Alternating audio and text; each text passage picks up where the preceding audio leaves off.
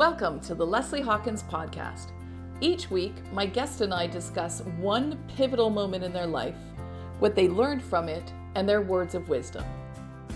With a degree in civil engineering, she was set for a future of stability and success. And yet, her passion lay elsewhere. So, she returned to school to learn the world of sports broadcasting and has since become a leader in the space, appearing every evening as co-host of Sportsnet Central.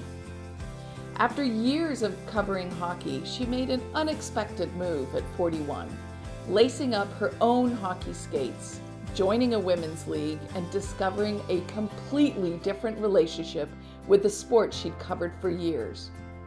At the same time, her world shifted in a far more profound and devastating way as she lost her mother to ALS.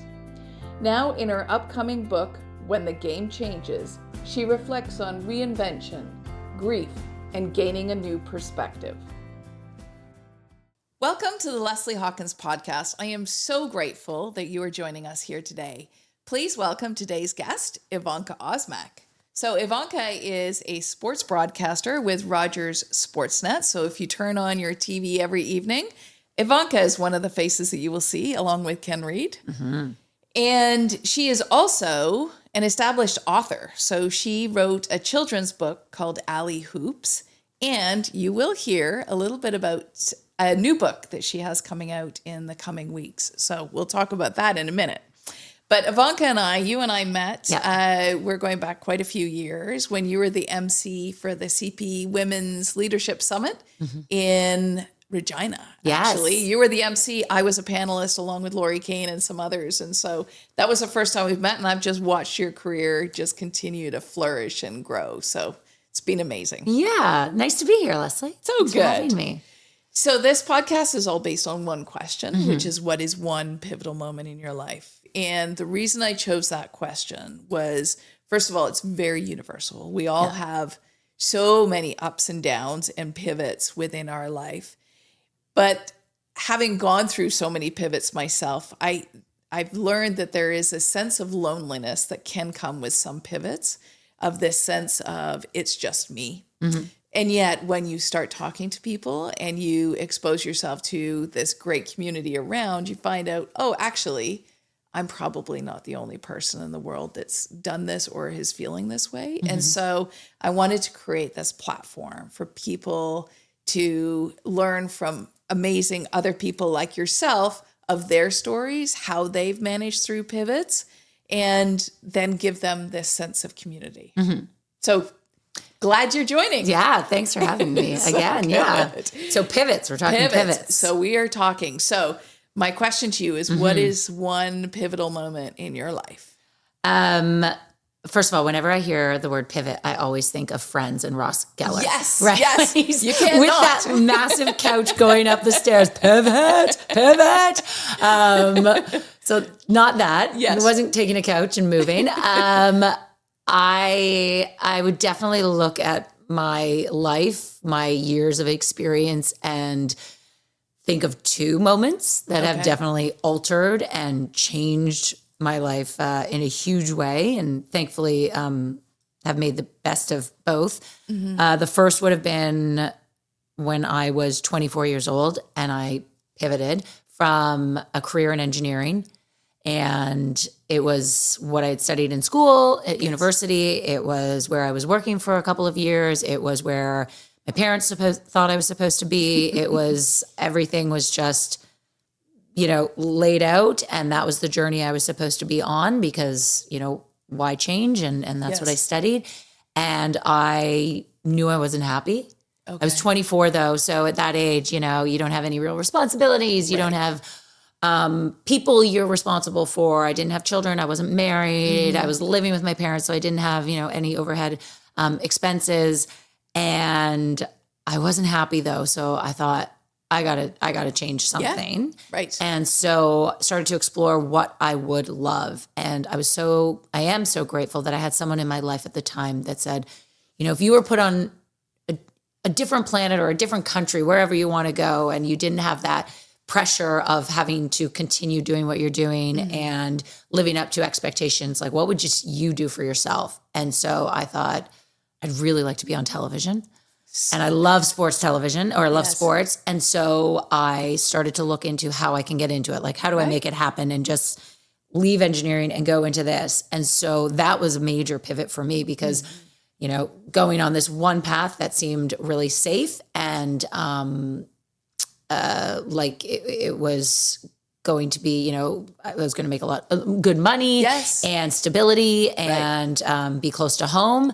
All of a sudden, I did a hard right into this business and field that I had no idea what I was entering. Didn't know if I'd be good at it. Didn't know the first thing about television except for, you know, laying on the couch watching it for hours. And so I did it, found a course in another college course, and thank God I did. It was a couple of years of hardship and still figuring out what I was doing and whether I could do it. And it worked out great. But again, I credit the being young enough and just, why not take a leap of faith and confidence in myself? And so that was a major pivot, because who knows if I'd stayed in engineering, where I would be today, you know, 20 plus years later. Exactly. And then, I mean, the other huge pivot is losing my mom to ALS, Jeannie, in 2022, very early on in January of that year. And grief makes you do different things and think about things differently, as we all know. And we always hear it changes you. And so that was a very pivotal moment of my life where I had young children. And, you know, without my mom, who was such a force and such a light for me and brought our family together, and I leaned on her for so much. Things I knew and things, you know, subconsciously would just think of her and reach out to her when I had questions. And so when I lost her, that was devastating. It still is, even 4 years later. So that was a really pivotal moment, both of those. Yeah. Yeah, and it's one thing to lose a parent. I always find losing a mother, though, it's a different level. Yeah. Right? Like when I had young kids, my mom was my first phone call. Yeah. When something, I was like, I don't know what's happening. Help me out. Sure. And it's that voice of reason always in your head. And experience and just everything. And yeah. And so it's lost for a while. Still lost. Like, still want to pick up the phone and reach out to her and text her, and, you know, so finding your way without your mom is like really difficult. I'm so lucky that I had a mom that I respect and loved, and she was so amazing and I adored. And because I know not everyone is even lucky to have that. And so but our relationship was quite unique. I know she was the glue of our family. I have an older sister and brother, and my dad is relied on her as well. And so losing her was just shocking. Yeah. Yeah. She must have been young. It was 2 days after her 73rd birthday. Oh, that's young. Which seems young. Yes. You know, so I think it was the hardest part, or the shocking part, is just how quickly she went and how it all our life just fell apart. Like, the diagnosis of ALS is a death sentence, and ALS, didn't know much about it before. And then to see the deterioration so quickly is just like, it's heartbreaking. Yes. So, yeah. Okay. At the time, you had young children. Yeah. And so you're navigating that. You're navigating this sports broadcasting career, which is flying, so it's great. But were you in a moment of like, okay, so now what? And what came from that sort of moment? It was such a tricky time, especially in Toronto / Canada, because of COVID, right? We were still in those murky waters of what was it, you know, what we were allowed to do. I still remember going to work and testing, you know, COVID and wearing masks in some places. And so it was still a weird time. And so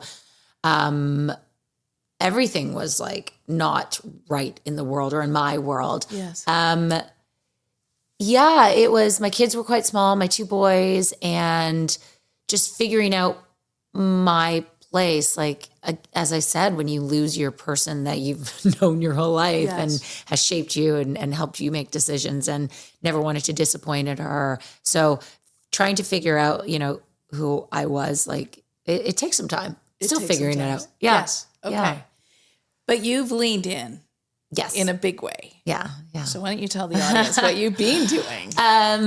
So I never intended to be an author at all. And now I've got 2 books. Yes. About to have a second book and about to have a third book, actually.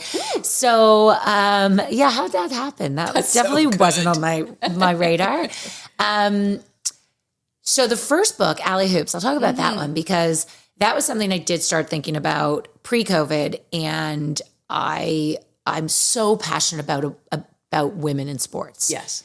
And it starts as girls in sports. And so, if you're not involved in sports as a young girl, or you're not encouraged, or you aren't pushed a little bit, it's hard to pick it up in your adult years. Agreed. And, we see the statistics of just how much sports helps women. You and I met in the golf world. We did. And it's not that it's rare to see women, but like that's now our bond is that we can go out and golf and you can, spend hours playing a sport, being outside, socializing, networking, all the great things that come with it. Like we see that. It doesn't matter how good or how bad a golfer is, right? Yeah. I know that. So I wanted to do something. I wanted to write a book about girls in sports and just encouraging. And the book is also Alley Hoops is for girls and boys because it's about not making a team, and that's okay. Not everyone makes the team the first time or the second time. Not everyone is the captain. Not everyone is the star, but that doesn't mean you can't be part of the team. Right. Because I just think those life lessons you get from sports and being on a team especially are so valuable and will help you in so many ways further in your life. Mm-hmm. So that was the first book that I worked on, post-COVID. And then the second, Alley Hoops, is coming out very soon. And then the big one is When the Game Changes. Okay. And it was, the backstory is I was approached by a literary agent who works with Ken Reed, who you mentioned I've been working with for almost 15 years at Sportsnet. And, asked if I wanted to write a book. And I'm like, of course not. I don't know. What am I going to write? And then I went into the bookstore and I'm looking in the sports section. And you notice that a lot of these authors are male. Yes. And I thought, well, why can't I be up there? Yes. Why aren't there more women? And so that's always my thinking. And so I thought, okay, let's write a book. And so I pitched this idea to Simon & Schuster of I've just started to play the game of hockey, which is really weird because I've been watching hockey and I've been reporting and talking about hockey on television for, almost 20 years. And yet I've never actually played the game. I played field hockey. I played all the other sports, but I've never actually played ice hockey. And so I had just picked it up when I was 41 years old and I had to buy all the equipment, right? Like I've never put on hockey skates before. I'd always won figure skates. Yes. And I wasn't even a really great skater. And I'd never, worn shoulder pads and knee pads and pants and all the stuff. And so I walked into the hockey store and I'm like, I need it all. And the guy was like, cha-ching, but also, okay, where do we start? Yeah. So I filled a hockey bag, and I went to hockey practice and started with skills and the basics and fell in love immediately. I was like, this is awesome. I hadn't played a team sport in decades. And also I haven't done something that's challenging and new. And when you try something new, your brain has to work in different ways and you need to push yourself out of a boundary and your comfort zone. And so started playing hockey and it was so much fun. And as I was doing that and leaning into learning something new for myself at the age of 41, my mom was diagnosed with ALS. Mm. And so it was me becoming stronger in myself and my identity and my mom losing hers and me losing the greatest person in my life and the biggest influence. So that was the story that I pitched to Simon & Schuster. And shockingly to me, they said, great. It sounds like a great, exactly. There you go. Go do it. And so I'm like, oh, okay. So well, wait a minute. Yeah. Oh, shoot.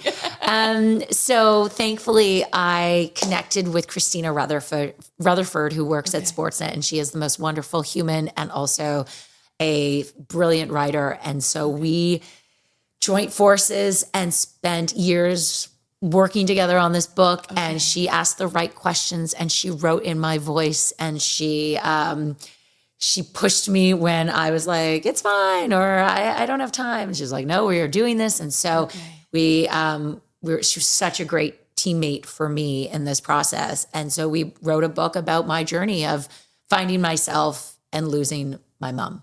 Wow. And that's what the book is. And it goes through my childhood and the influence my mom had on me, the influence that sports has had on me over the years. You know, I had no idea at the age of 8 or 10 or whatever that I would be working in sports. That was definitely not the plan. As I mentioned, I went into engineering, but sports has been a huge influence on my life. And so it weaves my path and how I got to where I am, but also, you know, again, how much my mom and her loss has impacted me, and the deterioration again of her into ALS and this cruel disease, and how roles get reversed, as you know, you may be aware, when a parent is sick and you have to take care of them like they took care of you as a child. And so that's what the book is about. Oh, that's incredible. Yeah. It was very therapeutic. I bet. Christina has heard a lot. She has, I've opened up my soul and so vulnerable in this state. And so, she helped me get to those places that were hard to open up to, but super proud of the book and how it's turned out. That's incredible. A little bit scared. I'd be lying if I didn't say I wasn't very nervous about how it's going to be received, and that I've just been so vulnerable and open, and now it's coming out for all to read, but excited as well. Yeah. That's fantastic. Yeah. Honestly, congratulations. Because people talk about, oh yeah, I'm going to write a book. But there's a difference, right? There's the not only taking the time to write it, but the putting yourself out there and being fully vulnerable. Yes. Right? Yes. Which is next level. Yeah. I mean, if I were to do it again, I don't know, would I do it again? Yeah. It was just a moment in time. I'm not one to back down from being asked. I wouldn't even say a challenge, but being asked to do things. I'm like 10 toes down, you know, like, let's do this.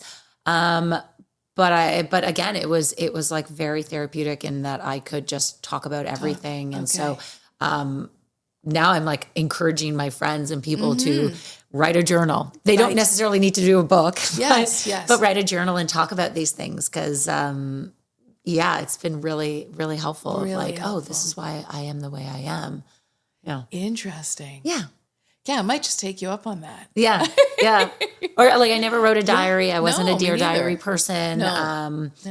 And I know so many people recommend journaling and just getting everything off your chest, or just how many times do we sit down with our thoughts and or talk to other people about what's happening in our lives? And life is just so busy. It's so easy to just move from one thing to the next, to the next, to the next, and not taking time to pause. Yeah, exactly. That's amazing. But I'm so excited about this book. And one of my New Year's resolutions actually for 2026 was believing in myself and believing in this book, because it's been, as I said, I've been scared to put it out to the world, but I'm really like, I'm just excited is not the right word, but it's like, this is a real like passion of mine or sharing. And I hope the message that comes through is perhaps will lead to a pivotal moment for someone in your audience who's, you know, whether they've been struck with grief, unfortunately, or to try something new, pick something up, do something that scares them a little, do something that out of their comfort zone. And maybe it's sports. Yes. Maybe it's art. Maybe it's journaling, just to do something. You know, obviously 40 is not old. Not at all. But I think we get so stuck in our ways. I mean, you picked up podcasting in the past few years, right? Exactly. Which is new and Totally new. can be scary and Very. a new adventure. And Yeah. it can lead to meeting interesting people and Very much. talking about things you didn't necessarily know what you were going to talk about, or leads you to new conversations. And that's what life is all about is trying something else. Try something different. And not be so stuck in a box. Right. So when you walked out of that hockey store with your bag of stuff, how did you find the community in which you could walk in and say, okay, I'm a newbie. Yeah. Help me out. Like, was there an organization you joined or a group that was already existing? So that actually came first. Okay. So I had heard from a friend that there was a women's hockey group and it was near my house. So I thought, okay, well, that's first hurdle. Yep. Yeah, I don't have to put up with the drive, so okay. Right. And it was during the day, which again works for my hours of work. Yes. And it was, again, all women. So I thought, okay, I feel safe already. Yes. And all skill levels. So I looked into that first and I signed up and I realized 2 days before the skate, oh, I better go buy all this stuff. Like I've already signed up. So I actually did that first, which I almost recommend that you sign up and you put money down. And so now you are, you're already committed. Yep. Yeah. So it was a 2 days before my first skate where I thought, oh, I can't just borrow my husband's. I better go and do this and now I am even more committed because now I'm going to buy the gear and getting that. So the program came first. I found that and got the gear and I went out and it was like these women, I was expecting everyone to be newbies and rookies, and that was not the entire case. There were people who, like women who have been skating for decades, started as kids, some that picked it up. I've met so many women, though, that have picked it up in their 30s and 40s who are just like, well, the rest of my family was doing it, so if you can't, if you can't beat them, join them. Right. Attitude, which was mine. So it's been so many different stories of why these women are skating, when we do. And even the organizer of the program, she started it because, her family was doing it. And so it kept growing and growing because there was more interest from women who were like, I want to sign up. Oh, when can I get ice time? And it snowballed really. Yes. It started with a small group and now she's got 4 different times on a Wednesday. Amazing. In addition to skills on another day. So there's great interest and it's fantastic. It's awesome. And I love getting out with these women and it's just a skate. It's not too serious, but it's serious enough that like, I am out there to score and to win. Right. Like there is, I go in and also to just have a great time and get a workout in. And it's so much fun. And I mentioned earlier when the last time I had played team sports was decades ago. Yes. And I missed it. And I didn't realize how much I missed it. Like when you're playing with teammates and you're playing for, to work together, it's, for me at least, it brings so much joy and it's great. That's amazing. Yeah. I love it. The energy and passion you have when you're talking about it Yes. is literally palpable. That's incredible. It's so much fun because, again, getting back to as we get older, golf is such an individual sport. And so you can go out by yourself or I go for runs or now we have to lift heavy because that's what all women are doing. We're eating protein, eating fiber and lifting heavy. Yeah. But like hockey is just hockey. Yes. And you go out and skate or you whatever sport it is. So interesting. Yeah.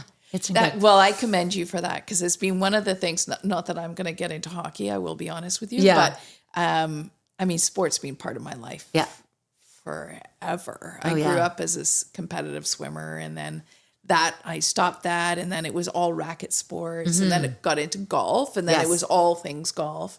But over the last year, my husband and I have taken up pickleball, which I was like, oh, this is like tennis, but you don't have to run as far. So I was like, okay, let's do this, right? But it's great to push yourself out. And, we made the financial commitment of no, we're actually joining the club up the road from us. And so we have to go. Yeah. And then it's just, it doesn't matter whether you're good or not. You just show up and you could just figure it out as you go. And it's social. All need in a world where we're getting more, into our phones. Agreed. And we, go from home to work or, just our places. Yes. We could all use some more social attention. Yes. And talking to people and eye contact. Right. And so that's it's been awesome. It's been really fun. Yeah. I love it. Yeah. Skating's not on my list. I will be honest. I was not a strong skater. No, I still am not. Oh no. But again, it was, we push our kids to do these activities. We want them to try everything and explore. And, I know. No, you've got to stay with piano because, of this. And it's good to know later on. It's like, well, why isn't it good to still do later on or learn something later on? Right, exactly. Yeah. We sort of need to live by what we're telling our kids. Yeah. Yes. Oh, no, I get that. It's not lost on me. Yeah. So when you started to write your book, what was it like? Because I haven't talked to somebody who's actually worked with somebody else to write their book. It's just been them. So what was that like? Was there a next level of, obviously you'd mentioned that you had to bare your soul. Yeah. But it's somebody else bringing the words to life. What was that like? Christina was fantastic in a way that she knew to ask the right questions and when to keep digging. Okay. Like we didn't know each other that well before. So she had no idea what my family history was like or what my relationships were like. And so she was so inquisitive, but again, knew when to ask and how to go about asking. Cause it was sensitive topics, right? Like there were many an interviews between the two of us where we're both crying. Yes. And I'm bawling because I'm recalling, my mom. Right. And that's why it was therapeutic. So she, it was helpful to me because I probably, not that it would have skimmed the surface, but I went a deeper level because she was able to take it there. And that's her job is as a reporter, she's the pro at this. So I think we were able to go deeper and she's a writer. So she knew how to frame the book and how it was to flow. Like I don't have that creative side of my brain. So I could tell her everything and then she was able to, structure it in a way that just works so beautifully. So that's a talent. Yeah. So then when I was reading it, and it was also a talent because it was in my voice. Like, my husband, when he was reading the first drafts, he was like, it sounds like you. So she got it. There were a couple of words where I was like, I would never say that. She's like, yeah, I didn't think so. But because the more we talked so much for the past few years. That she was able to articulate in my language. And how long was the journey? Oh, years. Years. Yeah. Yeah. We started a few years ago and it's all come to this. It's okay. Yeah. That's incredible. Yeah. It's very rewarding. I'm can't wait to see the reaction from people. Yes. Yeah. That's great. Yeah. And you also wrote Alley Hoops, yes. which you talked about, but you just mentioned that there's another one? Yeah, there's another one coming out because Allie has more of a journey to go on. And so it's going even further of picking up the game of basketball. That's where it was, Alley Hoops. Yes. That was easy to spot, make the connection. So this time she goes to camp and she's by herself and she, again, has met with some hurdles and obstacles in sport, but continues to persevere, which she's not totally based on me, but lessons that I want to pass on to my kids. Right. Okay. Yeah. But you wrote that alone, but there was somebody who illustrated it with you? Yes. Okay. Megan Chu. Yeah. Okay. Yeah. That's fantastic. Yeah. No, it's been a busy time. But I've learned so much from the grief of my mom that, when the game changes would not be possible, obviously, without losing her, which is, I'd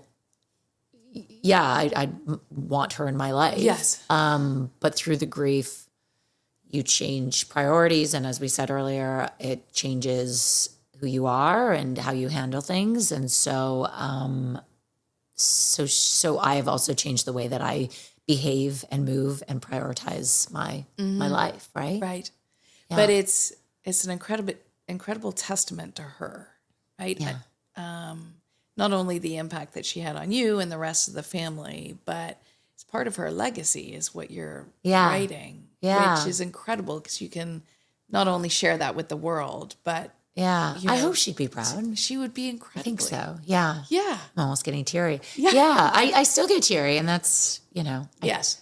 I didn't think, I don't know how you were after your mom, but moments, you have these grief bursts. Moments. Right? Yeah. Where you just think about them and you wish they were here, obviously, and to share them with that person. Right. So exactly.